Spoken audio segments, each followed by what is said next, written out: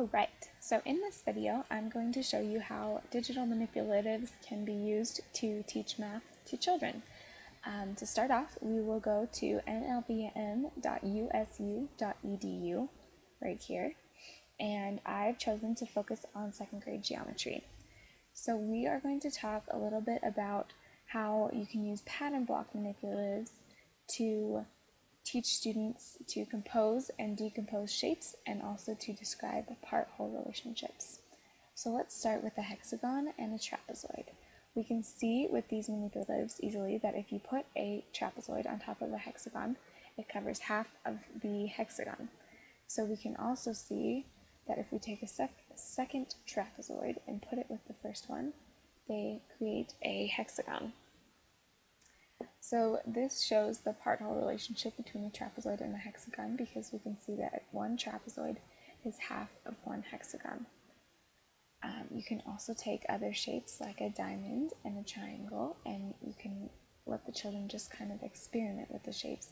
And if they see like a diamond and a triangle, create a trapezoid, and then we can use those shapes and put them with the trapezoid, and oh my goodness, look at that, we've created another hexagon.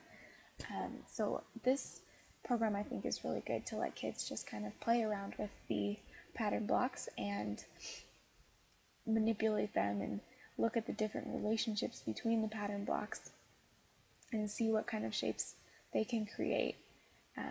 They'll have a lot of fun with it, being able to see what they can make, and it will help them as they play around and experiment and investigate the relationships between the different shapes. They'll be able to come to conclusions on their own and see what are the relationships between the shapes.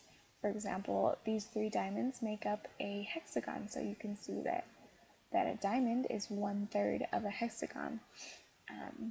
And a triangle right here, you can see that if you have three of this size triangle, it will make up a trapezoid, and so that helps students just see the relationships. And if we know that 3 triangles go in one trapezoid and 2 trapezoids go in one hexagon, then we can see that 6 triangles would make up one hexagon.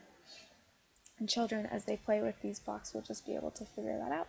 So that is how you can use pattern block manipulatives and digital manipulatives to help teach math to students, and specifically with the pattern blocks, you can use them to teach composing and decomposing shapes and investigating part-whole relationships.